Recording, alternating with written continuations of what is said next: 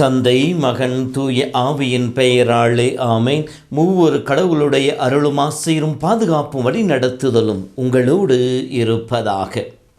இயேசுவில் என் அன்பு சொந்தங்களே, அக்டோபர் மாதம் 18ஆம் தேதி தாய் திருச்சபையானது நற்செய்தியாளராகிய புனித லூக்காவின் விழாவினை கொண்டாடி கொண்டிருக்கின்றது.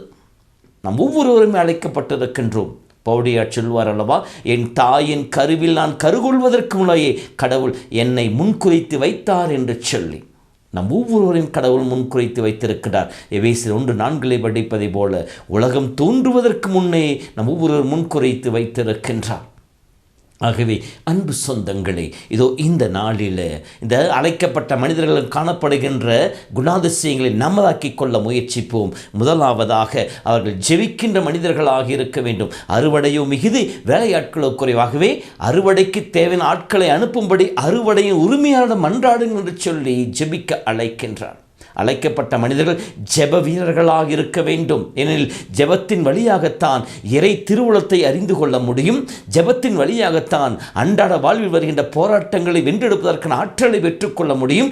ஜெபத்தின் வழியாகத்தான் ஆன்மாக்களை ஆண்டோட அருகிலே கொண்டு வந்து சேர்க்க முடியும். நம்முடைய தனிப்பட்ட பலத்தினாலோ தனிப்பட்ட திறமையினாலோ ஆற்றலினாலோ நாம் ஒன்றும் செய்ய முடியாதாகவே ஜெப வீரர்களாக இருக்க வேண்டும்.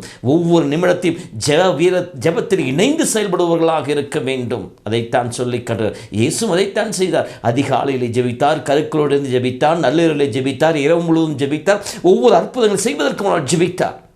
நாமும் ஜெப வீரர்களாக இருக்க வேண்டும். எதற்காக ஜெபிக்க வேண்டும்?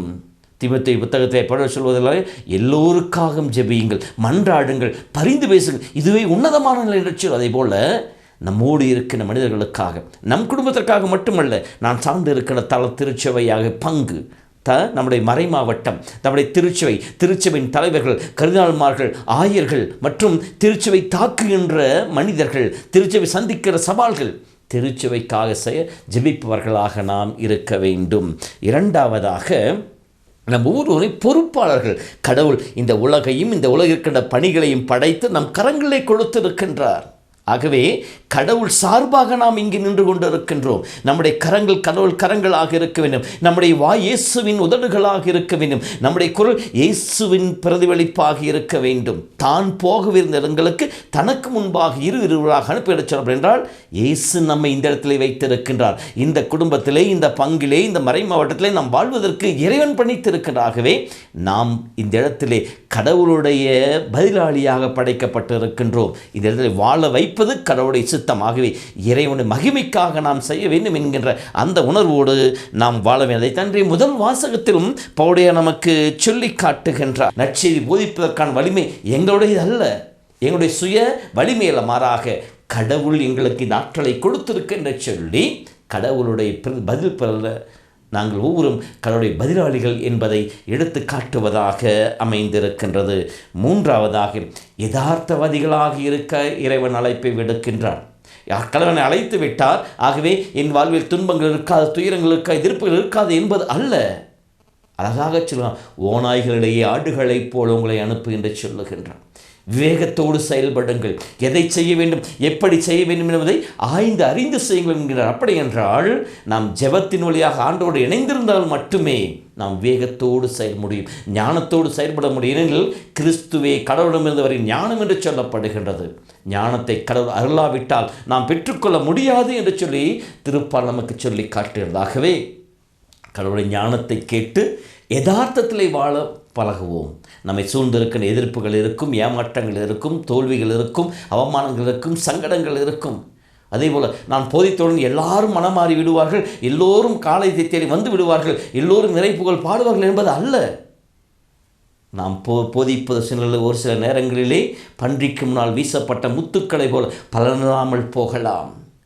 நாம் போதிக்கின்ற போதனைகளோ நம்முடைய வாழ்க்கை முறையோ அன்றைய சூழ்நிலை அப்போது ஒரு மாற்றத்தை ஏற்படுத்தாமல் இருக்கலாம். ஆனால் நிச்சயமாக கடவுள் மாற்றத்தை ஏற்படுத்தும். மாற்றத்தை ஏற்படுத்துவதும் விளைச்சலை கொடுப்பதும் கடவுளுடையது, நம்முடையதல்ல. என்னுடைய பணி நற்செய்தி அறிவிப்பது மட்டுமே, பலனை கொடுப்பது கடவுள் என்பது அந்த ஒரு யதார்த்தத்தோடு செல்ல வேண்டும் என்பதை நமக்கு சொல்லி காட்டுகின்றார். அடுத்ததாக, ஆண்டவரில் நம்பிக்கை வைத்து செல்லுவோம். எதையோ எடுத்து செல்ல வேண்டாம், கைப்பையோ வேறு எந்த பையும் இதில் வேண்டாம், யாருக்கு வணக்கம் செலுத்த இது நான் மனிதர்களை சார்ந்து இவர்கள் இருப்பதனால செல்கின்றேன், இந்த வசதிகள் இருப்பதனால செல்கின்றேன், இங்கே எல்லாம் எனக்கு சாதகமாக இருக்கும் என்று சொல்லி வசதி வாய்ப்பை தேடிக்கொண்டு செல்லாதீர்கள். ஆண்டவர் மீது நம்பிக்கை வைத்து ஆண்டவருடைய பணியை செய்வதற்காக செல்லுங்கள் என்று சொல்கின்றார். அழைக்கப்பட்ட மனிதர்களிடையே இருக்கின்ற மிகப்பெரிய ஒரு குறைபாடு இது. இந்த உலகம் தருகின்ற இன்பங்கள், உலகத்தில் இருக்கிற செல்வங்கள் எந்த எதிர்ப்பும் இருக்கக்கூடாது, எந்த பிரச்சனையும் இல்லாத பங்குத்தலங்களாக இருக்க வேண்டும், எந்தவித சோர்வுகளும் இல்லாத ஒரு பணியாக பணி இருக்க வேண்டும். எத்தனை எதிர்பார்ப்புகள்!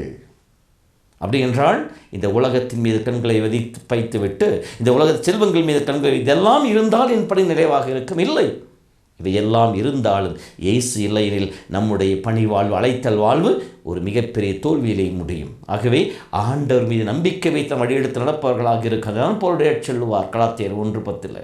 நான் இன்னும் மனிதர்களுக்கு உகந்தவர்களாக வாழ விரும்பினேன் என்றால் கடவுளுக்கு உகந்தவனாக இருக்க முடியாது என்று சொல்லுவார். நீங்கள் எதை செய்தாலும் மனிதர்களுக்காக செய்வதாக அல்ல, மாறாக கடவுளுக்கு செய்வதாக செய்து நினைத்து செய்யுங்கள் சொல்வதை போல கடவுள் மீது நம்பிக்கை வைத்து நாம் ஒவ்வொரு பணியினையும் செய்ய வேண்டும். மனிதர்கள் மீதோ இந்த உலகத்தின் பொருட்கள் மீதோ கண்களை பதிய வைத்து விடக்கூடாது என்று சொல்லுகின்றார். அடுத்து, அமைதி விதைப்பவர்களாக இருக்க வேண்டும். நம்முடைய பிரசன்னம், நம்முடைய சொல் அமைதி ஏற்படுத்தக்கூடியதாக இருக்க வேண்டும். சிசியார் ஜெபித்தது போல, ஆண்டவரே அமைதியின் தூதனாய் என்னை மாற்றும். எங்கே பகை இருக்கின்றதோ, எங்கே சந்தேகம் இருக்கின்றதோ, எங்கே வேற்றுமை இருக்கின்றதோ அங்கெல்லாம் நான் அமைதியை ஏற்படுத்த என்னை பயன்படுத்த என்று ஜெபித்தார். இதே போல நாம் அமைதி விதைப்பவர்களாக இருக்க வேண்டும். நீ அமைதியின் தூதனாய் இரு என்று சொல்வதற்காகத்தான் உயிர்த்த ஆண்டவர் சொன்ன முதல் வார்த்தை, உங்களுக்கு அமைதி உண்டாகட்டும் என்று சொல்லி. அந்த அமைதி முதல் நம்மிலே தங்க வேண்டும். நம்மிலே இருக்கின்ற அமைதி பிறருக்கு பாய்ந்தோடக்கூடியதாக இருக்க வேண்டும் என்று சொல்லி அமைதியின் தூதுவர்களாக வாழ அழைக்கின்றார். இறுதியாக இவையெல்லாம் இதற்காக ஜெப வாழ்வு, ஆண்டவரை நம்பி இருப்பது, ஆண்டவருடைய பொறுப்பளிப்பு உணர்ந்திருப்பது, அதோடு கூட நாம் அமைதி விளைப்பவர்களாக இருக்க வேண்டும் என்பது எதற்காக? இயேசுவின் நற்செய்தி அறிவிக்கப்பட. பவுல் சொல்வார், நற்செய்தி அறிவிப்பதற்காகவே கடவுளை அழைத்திருக்கிறவர், எதற்காகவும் இல்லை, இயேசுவை பிறருக்கு அறிவிக்க. நற்செய்தி என்பது இயேசு கிறிஸ்து, இயேசுவை பிறருக்கு எடுத்துச் சொல். ஆகவே இந்த நிலையை நாம் பற்றிக்கொள்ள முயற்சிப்போம். நாம் அழைக்கப்பட்ட என்பதை உணர்ந்து கொண்டு ஜெபத்தில் நிலைத்திருப்போம். யதார்த்தத்தோடு ஒவ்வொரு நாளும் வாழ்வோம். எதிர்ப்புகள் கண்டு, தோல்விகளை கண்டு சரணப்பட்டு விடாமல், சோர்ந்து போகாமல் உற்சாகத்தோடு பணி செய்வோம்.